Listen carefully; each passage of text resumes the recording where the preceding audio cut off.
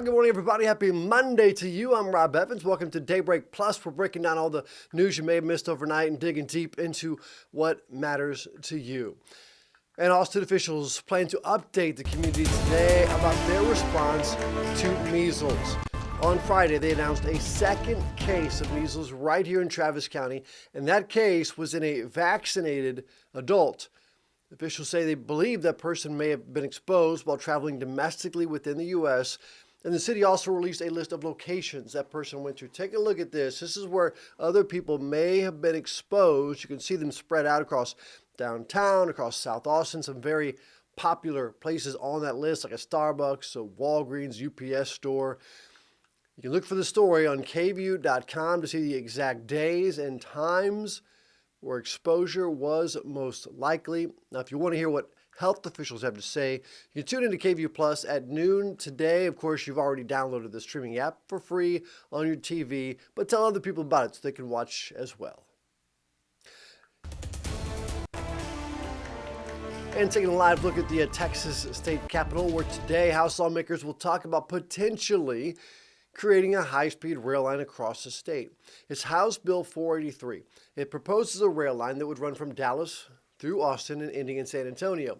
Now, the bill's author is the man you see right there from Texas, Representative John Busey, a Democrat who represents parts of North Austin and Williamson County. And he says talks for this kind of project have been in the works for years. Now, we talked to him back in November when the bill was first filed, and he says the rail line will connect major business hubs and reduce traffic and accidents on I-35. Take a listen. Think about getting people that are tired, stuck in traffic, running to a meeting up and down between Austin and San Antonio or Dallas and Austin and going back and forth. A lot of times people will make that trip, round trip in the same day. Now, the bill does not have direct funding attached to it, but it does direct TxDOT to find a private vendor to help create that line. The House Transportation Committee will hear testimony on the bill later today.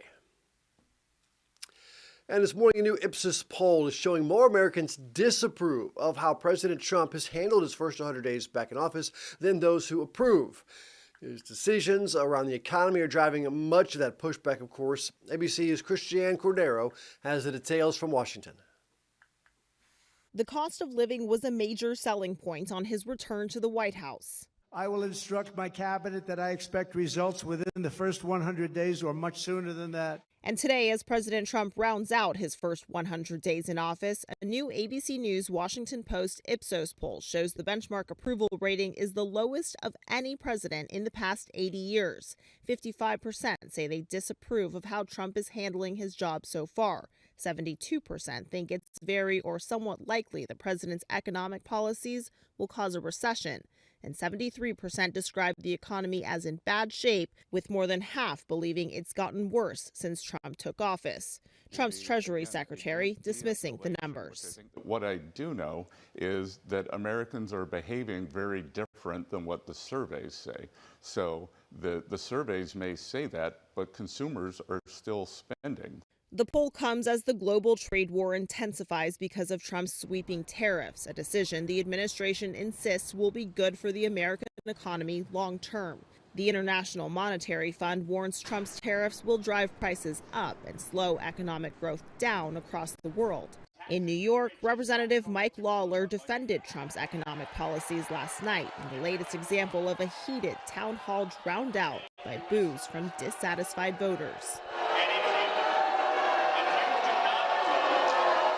Our poll also shows Americans trust Trump to handle the nation's main problems over Democrats in Congress, 37 to 30%. 30% say they don't trust either. Christiane Cordero, ABC News, Washington. And KVUE continues to keep tabs on how these tariffs are impacting local businesses and their customers. KVUE's Isabella Basco talked to florists right ahead of Mother's Day. It's one of the busiest times of the year for players in the floral industry, like Mistine Boren, who owns Studio Mistine Floral Design. But with proms, Mother's Day, and more weddings around the corner, tariffs are now top of mind. I'm actually sourcing more wild local flowers so I don't have to deal with these tariffs. The USDA reports countries like Colombia, Canada, and Ecuador are leading suppliers of flowers in the U.S. With these countries now facing tariffs, Boren says she'll wait until after Mother's Day to evaluate whether she'll raise prices. It's tough because, we only have, our margins are so thin already.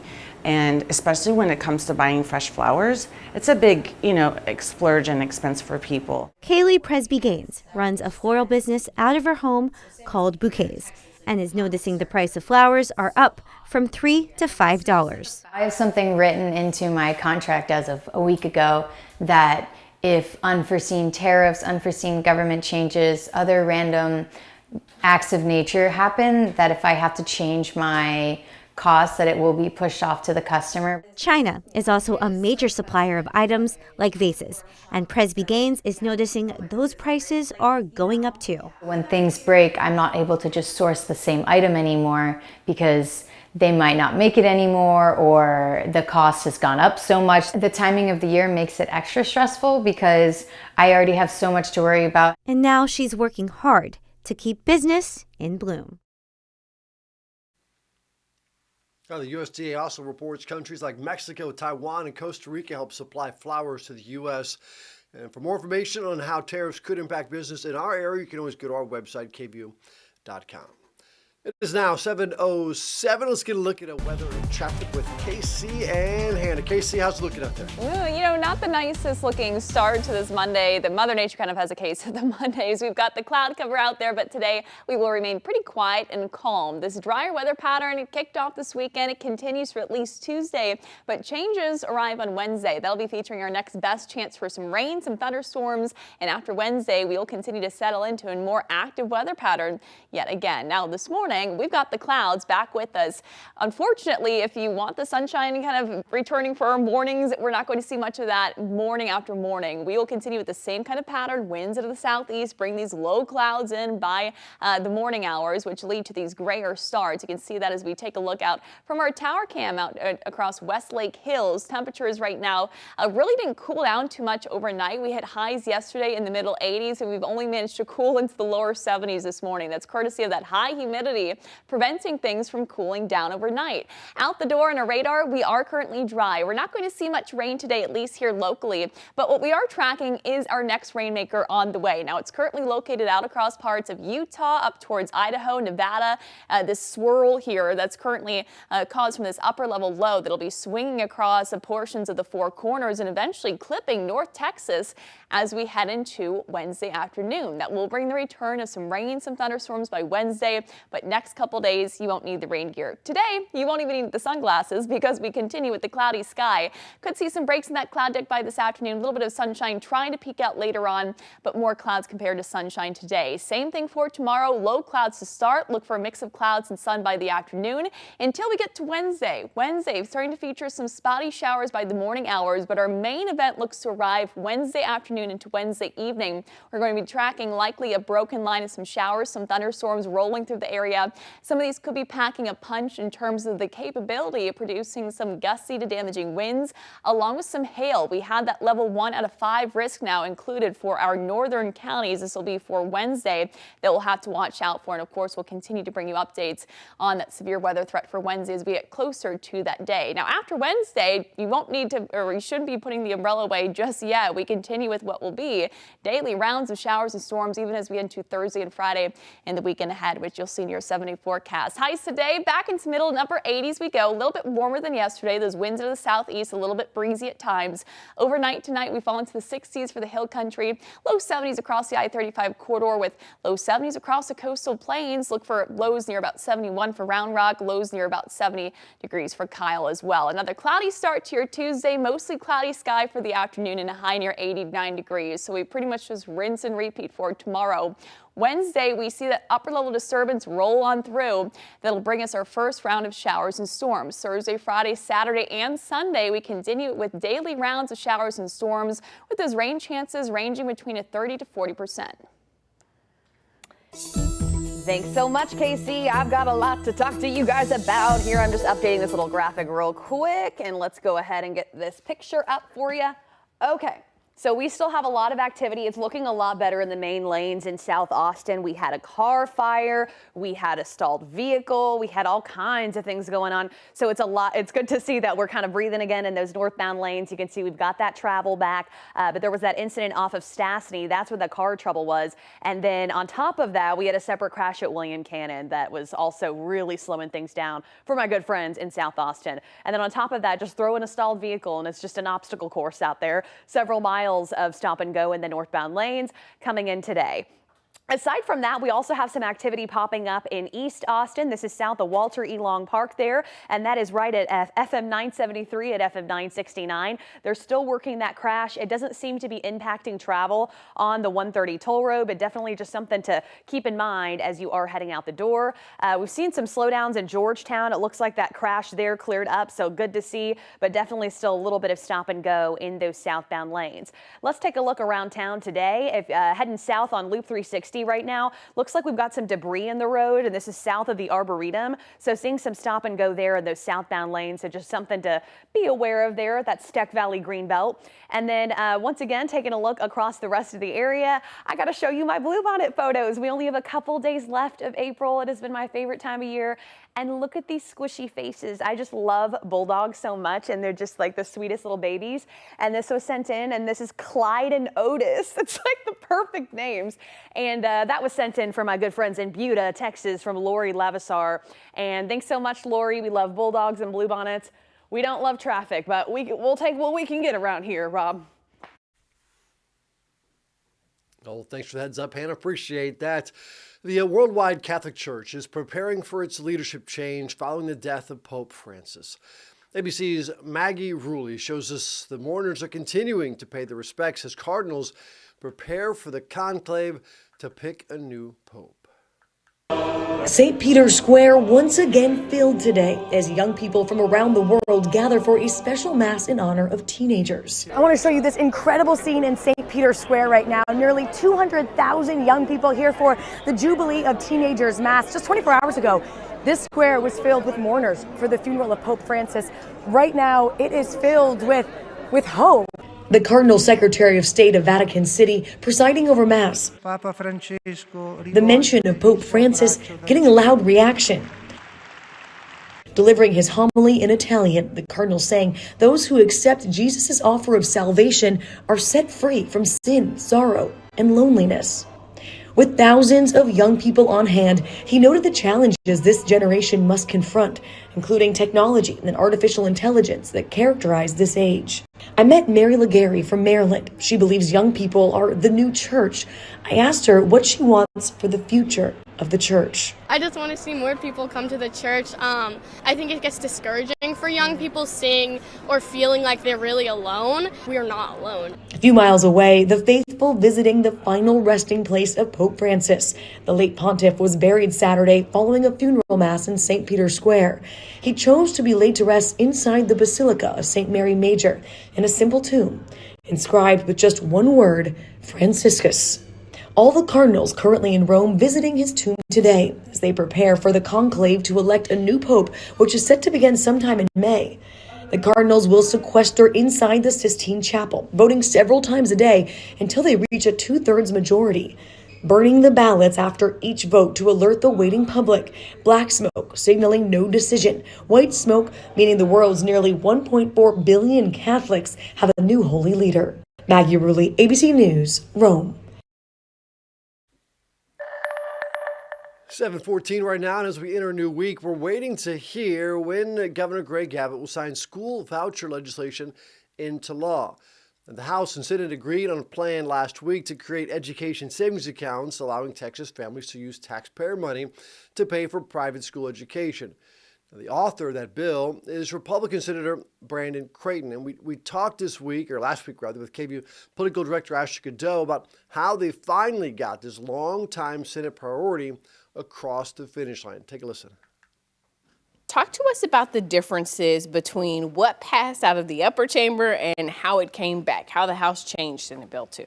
Sure. Well, it was surprisingly aligned on the bigger components, right? I mean, when it left the Senate floor, it was $1 billion from the surplus for The funding itself, which would serve about 100,000 students, that's the largest launch for a school choice plan in American history, so we're really proud of that. The House maintained that. The House made some changes on the amount that a student that would ultimately receive an ESA that has special needs in education, the amounts that they would receive as a ceiling. So we were around 11,500 for those students in the Senate. The House ended up with up to 30,000. That's one of the major examples of where they ended up. They also took out what we call micro schools, schools that aren't yet accredited but are working towards being accredited. And the House made a change that only a private school that's been accredited for 2 years and has that track record will be part of the initial plan for the use of the ESAs. So I think those are two big changes, and there were others as well. When we think about some of those changes, though, the House obviously is tying the funding, the amount of each account, also to what schools get, right? It's 85% of that per student funding. Right. That's a little more than the 10,000 hard cutoff that you all passed in the Senate. So, I mean, obviously this would mean between that and the special education, fewer students theoretically would be able to get ESAs in this first go round, right? That's right. That factor of 85% of M&O, or what school districts receive, and tying those two together, that took the base education savings account amount up to, $10,000 and some change, probably that 10,200, 300, 400 range, which was fine. That was very close to our number. But at the end of the day, that's a factor that's tied together now, and that's okay. The Senate agreed with that, and we moved forward with the changes on that provision. And that was Ashley Godot there. Texans have until midnight tonight to save money on certain emergency items, things like portable generators, fuel containers, fire extinguishers, batteries, and flashlights can be purchased tax-free. Just kind of an update for you there. And also another update for you, Lottery Courier, Lotto.com, suing the Texas Lottery Commission and acting director Sergio Rey just before a vote to ban courier services. The lawsuit claims the commission changed its mind after telling Lotto.com that their business was legal and letting them operate in Texas. Some lawmakers say they worry that couriers could enable money laundering and bulk ticket buying. Back in February, the commission actually banned couriers and seized dozens of terminals. The Texas Senate passed a bill to ban couriers. The House cut lottery funding. House Speaker Dustin Burrows says some lawmakers actually want to end the lottery altogether, but he says he's not ready. Listen. We're going to have that conversation still. I mean, that is, in the next 30 days, there's going to be a real conversation about, are we going to keep it? And if we do, what changes need to be made so that people have confidence that it is a legitimate gaming operation.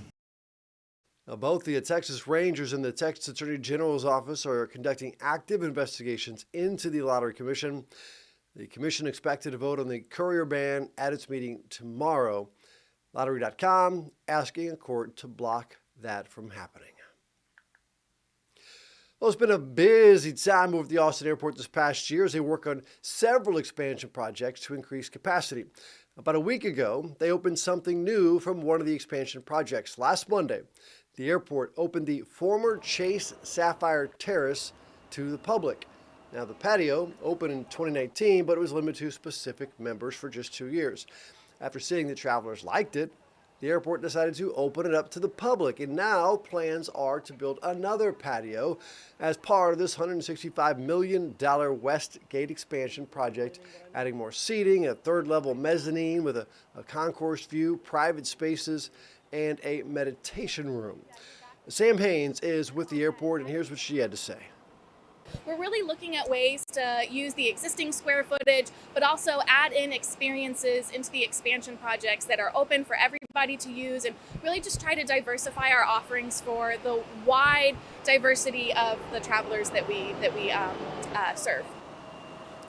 That project expected to wrap up next spring, and Also wrapping up in a year is the $241 million West Infill project that adds 6 to 8 more security lanes. At Checkpoint 3 there, it would add more ticketing counters. It would add a new outbound baggage handling system as well. The airport tells KVUE these expansion projects that are underway right now are just the start of the changes. In the next 5 years, they're hoping to open a new 20-gate midfield concourse so that they can match all the growth at the airport. Now, Austin's airport has been growing quickly. Here's a look at the timeline. So in December of 2022, the airport announced a comprehensive 20-year expansion plan, estimated about $6.5 billion worth. Then in 2023, they kicked off a $165 million expansion with those new gates, the patios, the lounges. The airport cleared those legal battles to make room for a second concourse in June. Then in 2024, they broke ground on the $241 million project to add more security lanes and ticket counters. A lot of work when they call it growing pains for a reason, right? And over the weekend, a surprising prank targeted a high-profile future rookie during the NFL draft. And stunt has sparked apologies from an unexpected person. Here's ABC's Andrew Dimbert. This morning, the NFL investigating a prank call to prospect Shedeur Sanders. Good, how are you, man? Good, been waiting on you. The incident captured on Sanders' Twitch live stream as he gathered with his family on night 2 of the NFL draft, hoping to hear his name called. Nobody got that number but coaches, strictly for that reason. The star quarterback from Colorado, son of the Hall of Famer Deion Sanders, thinking his dreams of becoming a pro were coming true until the men abruptly hang up. Yeah, yes, sir, let's be legendary. But you're going to have to wait a little bit longer, man. Okay. Sorry about that. Now the Atlanta Falcons releasing a statement saying the 21-year-old son of their defensive coordinator, Jeff Ulbrich, was responsible for the prank call and got Shedeur's private phone number from his father's iPad. Jax Ulbrich later apologizing to Sanders, saying, "I'm so sorry I took away from your moment. It was selfish and childish." The Cleveland Browns select Shedeur Sanders. You heard it! You heard that sound, my boy! Sanders was supposed to be one of the first names called in this year's draft, but slid all the way to the 5th round, finally selected by the Browns. Sanders now trying to put the whole thing behind him. This is what it is. I think of course the dude was childish. Of course I feel like it was a childish act, but everybody do childish things here and there. Andrew Dimbert, ABC News, New York.